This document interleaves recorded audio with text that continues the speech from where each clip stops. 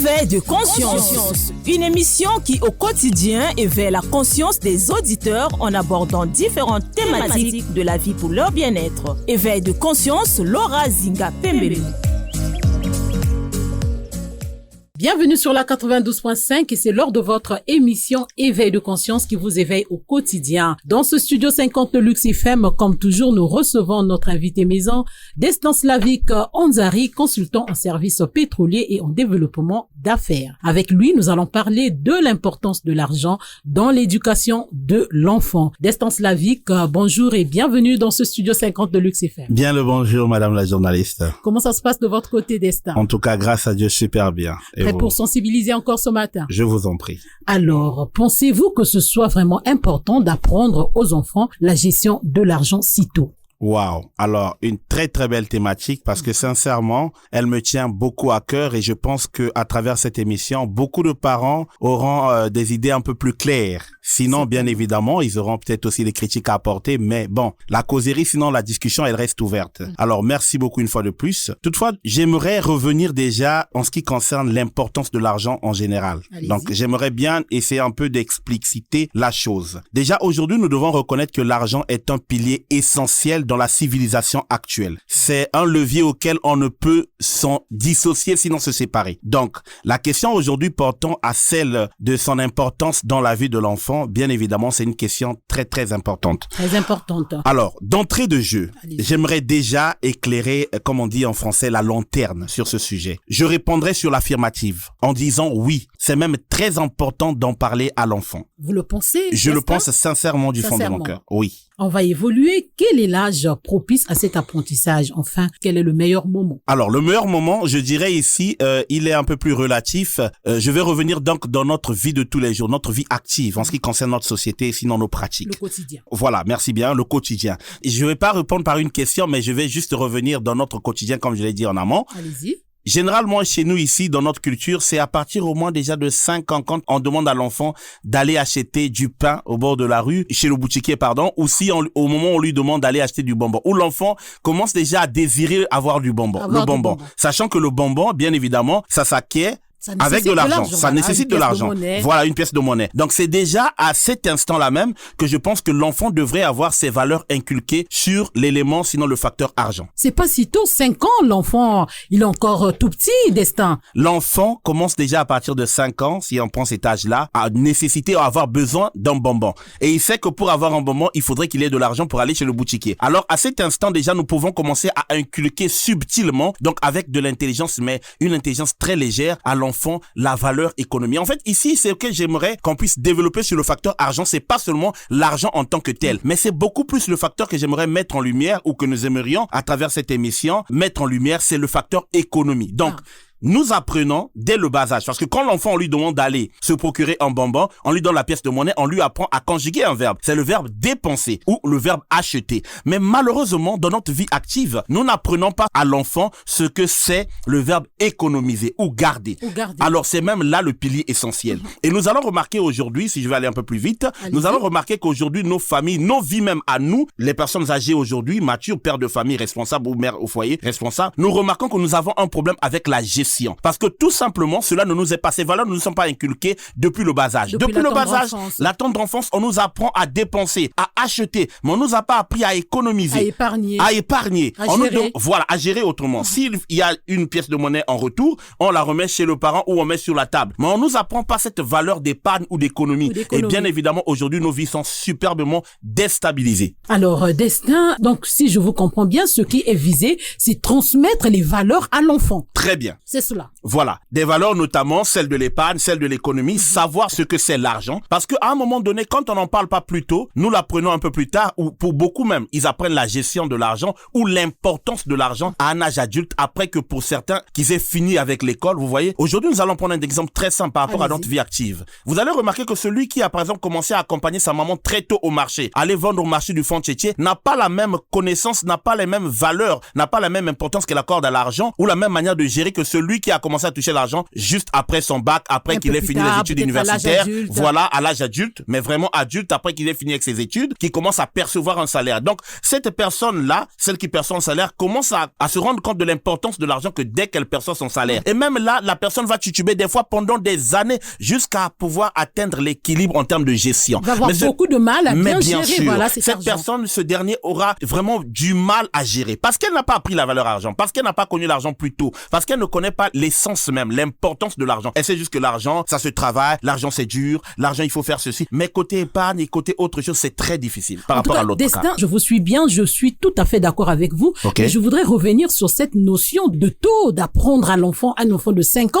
Vous voyez qu'un enfant de 5 ans, c'est encore un enfant, on va dire, c'est encore un bébé. Bien sûr. Il y a tellement de choses qui passent par sa tête. Est-ce que vous pensez qu'à cet âge-là, l'enfant peut avoir des capacités de garder les valeurs qui lui sont transmises? Mais bien sûr, autant que nous, l'enfant a déjà à cet âge-là la capacité de ne pas insulter. Il a appris un mot relatif à une insulte, il veut extérioriser cela ou verbaliser ce mot-là de l'insulte, mais les parents lui disent non, n'essaye pas, c'est pas normal, c'est pas bien. Autrement dit, on lui inculque des valeurs basiques de vie sociale ou sociétale. L'enfant apprend déjà. Donc, de la même façon, l'enfant peut aussi apprendre et doit, à mon sens, et je pense que cela est bien vérifiable, devrait déjà apprendre les valeurs relatives à l'épargne, à l'économie, autant que l'enfant a déjà appris, bien évidemment, l'achat. On lui dit, va acheter la boîte d'allumettes. L'enfant sait qu'il faut acheter. Pour acheter, l'action d'achat se fait par un certain troc, donc de l'argent. En retour, vous percevez ou vous recevez l'objet que vous voudrez acquérir, n'est-ce pas? Et donc, à partir de là, déjà, l'enfant a ses valeurs. Il sait que quand on n'a plus d'allumettes, l'enfant peut déjà dire, maman, donne-moi l'argent, j'irai acheter. Donne-moi la pièce, je vais l'acheter. Ça veut dire que l'enfant connaît déjà la valeur achat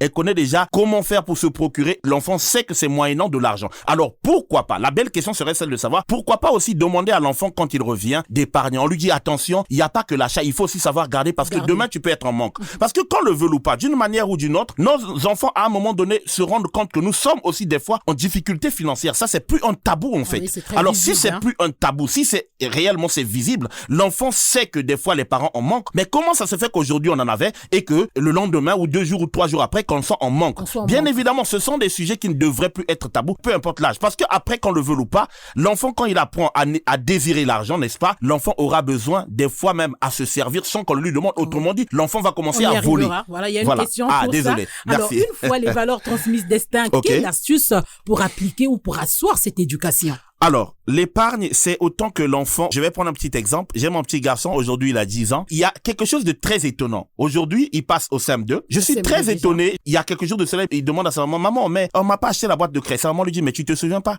Tu as 3 petites bouteilles en plastique de coca pleines de bouts de craie. Ah, ça? Ça veut dire que pendant l'année passée, l'enfant a utilisé, mais il a aussi implémenté, sinon appliqué la notion d'épargne. Mais là, il s'agissait de la craie. Mais je vais aller plus loin que ça. Alors, il y a quelque chose chez cet enfant qui m'étonne.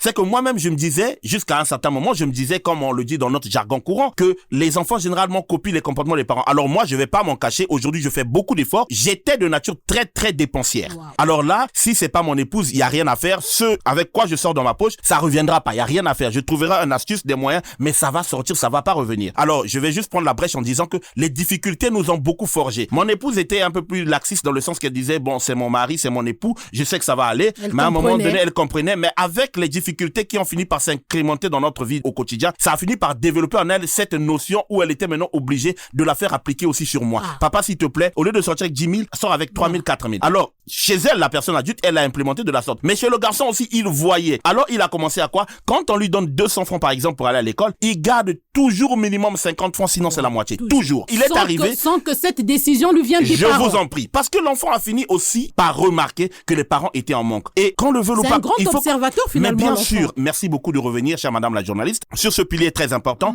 Il faudrait que nous fassions excessivement attention avec les enfants. Les enfants, il n'y a pas plus grand observateur qu'un enfant. Alors là, s'il vous plaît, fidèles auditeurs et auditrices de Lux FM, j'aimerais que nous puissions tenir compte de cela. Voilà pourquoi nous devons de faire très attention avec nos actions, avec les paroles, avec ce que nous faisons au quotidien. En face de nos enfants. Ils sont mais des observateurs hors normes, incroyables. Voilà pourquoi nous devons d'inculquer ces valeurs-là, parce que ces enfants apprennent même à la vitesse V, donc très très vite. Ils apprennent plus vite que nous le pensons. Des fois, on se dit que l'enfant n'a pas vu, l'enfant a juste lorgné, il a vu, il a compris. Des fois, il analyse même plus vite que nous. Hein? Il a capté. Il a gardé. Et si c'est pas dans le même environnement, l'enfant pourra récidiver dans ces genres d'actions, même à l'école. C'est c'est pour dire que nous devons avancer. On va évoluer. Alors, donner de l'argent à un enfant est une pratique courante pour certains parents. Oui. Mais pour d'autres, non, parce qu'ils n'y trouvent pas d'intérêt. Alors, quel équilibre à ce sujet? Là, c'est vraiment comme je dis, on va pas ici commencer par imposer certains parents la ligne de conduite ou la ligne éducatrice en ce qui concerne leur gestion parentale ou en termes d'éducation de leur enfant. Mais ce que nous voulons faire ici, c'est quoi? C'est juste souligner, mais vraiment avec, comme on dit, un bon stabilo, vert même au besoin, que les parents se rendent compte que ce qui hier était un tabou, aujourd'hui se doit d'être brisé, parce que qu'on le veut ou pas, l'enfant finit par rencontrer des difficultés, mais d'ordre pas croyable en fait. Et aujourd'hui, je le dis parce que moi-même, la personne adulte, quand je suis assise, je me dis, mais si j'avais appris la valeur argent. Ok, on prend un exemple très simple. Aujourd'hui, par exemple, dans notre pays, nous avons tendance à encourager nos frères musulmans, notamment maliens, sénégalais, ceux qui sont avec nous ici, qui sont les tenanciers de la plupart des affaires, sinon des boutiques, des magasins. Autrement dit, du commerce ici au Congo, ce sont eux les tenanciers. Oui, mais nous allons remarquer, s'il vous plaît, que leurs enfants, c'est dès le bas âge. Même quand vous voyez nos sœurs béninoises, nos frères béninois, c'est depuis déjà le 2 ans qu'ils traînent leurs enfants à la boutique. À la boutique. Ou là où ils font étalage de leurs marchandises. Et c'est depuis ces valeurs-là. Donc, chaque vacances, l'enfant est là avec les parents. Même quand l'école, très bien. Merci beaucoup, chère madame la journaliste. Et qu'est-ce que nous allons remarquer? Que cet enfant, même si demain il se retrouve dans une entreprise et qu'il occupait des hautes fonctions, cet enfant aura toujours la valeur entrepreneuriale en lui. Inséré, inculqué. Mais à côté de ça, la gestion, elle est toujours hors norme, à la différence de nous autres qui titubons toujours parce qu'on n'a pas appris le facteur argent plus tôt. Dès le bas âge. Et voilà pourquoi, une fois de plus, je ressors, sinon nous venons ici à travers Éveil de conscience, l'émission, ressortir cette nécessité. C'est plus quelque chose à négocier, c'est plus un tabou. Parce que l'un des plus grands piliers auxquels il aura du mal à se tenir dans la vie, c'est la gestion financière. Alors pourquoi pas commencer plus tôt, sachant que toute la vie, il en aura besoin. Au lieu d'être nécessité, il peut déjà commencer, à long terme bien sûr, par apprendre et par s'insurger, sinon par, comme on dit, à être en immersion dans ce monde de l'argent, peut-être pas à vitesse grand V, avec des grosses sommes, mais doucement, petit à petit, et voir comment l'enfant se comporte et comment est-ce qu'on peut essayer de l'encadrer pour une meilleure gestion. Alors, quel équilibre à ce sujet, Destin? Alors, l'équilibre, c'est quoi? Déjà, il faudrait pas qu'on parle seulement d'argent, il faudrait que nous revenions à une émission que nous avons souvent tendance à rappeler, l'importance de la bonne communication. Parce que c'est même ça la base. Voilà, on va pas donner de l'argent à l'enfant comme ça, juste prendre de l'argent, mais plutôt on va lui apprendre petit à petit à travers une bonne communication afin que l'enfant implémente cela de la même façon que l'enfant implémente des notions de vie au quotidien, des vies en société et même à l'école. La même façon que l'enfant apprend les choses à l'école, il peut aussi implémenter cela. Alors, à un âge donné, l'enfant a tendance à prendre de l'argent sans avoir l'autorisation de ses parents pour s'acheter des bonbons, peut-être des biscuits. Oui. Doit-on systématiquement réprimander ce genre de comportement ou attendre que l'enfant atteigne l'âge de la maturité? Très bien. J'aimerais revenir encore sur ce que je viens de dire en amont. L'importance de la bonne communication. Et la manière de communiquer, c'est la base. Parce qu'un enfant avec qui l'on communique, sincèrement, c'est très difficile de le voir prendre son demande. Et même si l'enfant le faisait, vous n'allez pas directement réprimander en tapant ou en chicotant. Vous allez toujours communiquer. Si la façon de communiquer d'avant était différente, vous allez donc changer le pilier ou le levier à utiliser pour mieux communiquer avec l'enfant. En fait, c'est pas comme on faisait dans l'ancien temps. L'enfant a fait, il faut automatiquement taper. Voilà. Non, aujourd'hui, ça ne marche plus. Voleur, mais voilà, insulter, voilà, ça, mais vraiment, ça a un effet. Au lieu d'avoir un effet positif, ça finit par être destructeur pour l'enfant. Parce que vous lui donnez une autre nature, une autre connotation, vous allez sur la base des stéréotypes, ce qui aura pour conséquence d'impacter négativement l'éducation et le mental de l'enfant. Voilà pourquoi je parle de l'importance de bien communiquer, parce qu'à travers la communication, on peut gérer tous ces genres de choses. Alors, pour la rubrique Instant Motivation, on va prendre cette question. Il y a des enfants qui veulent tout avoir et en cas de refus du parent, ils piquent des crises de colère. Ah ça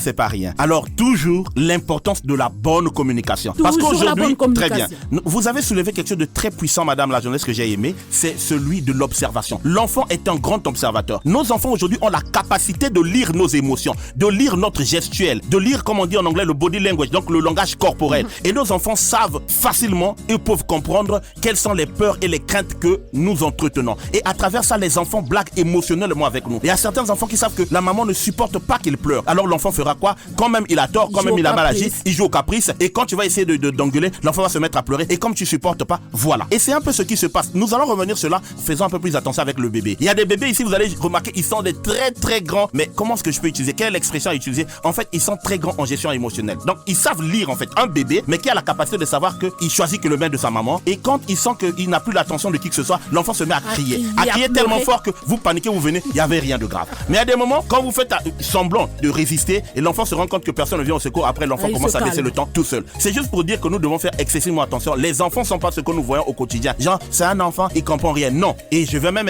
ajouter quelque chose, s'il vous plaît, madame la journaliste. De la même façon que nous apprenons à l'enfant l'importance de l'argent, nous ne pouvons pas passer à côté d'apprendre à l'enfant la valeur de la prière. Parce que bien évidemment, tout doit être lié. Donc l'importance certes de la gestion, mais bien évidemment, la base c'est même la prière. Il faut maintenant à ce moment-là inculquer à l'enfant la valeur Dieu, c'est-à-dire la présence, l'importance de Dieu. Qui est Dieu, quelle est son importance et pourquoi il doit prier. Et quand on lui apprendra aussi la gestion financière, mais sincèrement, avec l'éducation sociale et sociétale, franchement, l'enfant a déjà les piliers dès le bas âge, dès la tendre enfance, pour savoir enclencher la vie au fur et à mesure. Donc, en un mot, parler de l'argent à un enfant, c'est très important pour son éducation. Ça ne doit plus être tabou. Destin, merci. Merci beaucoup, madame. Voilà, éveil de conscience, c'est fini pour aujourd'hui. Chers auditeurs, merci de nous avoir suivis et bonne suite des programmes sur Lux FM.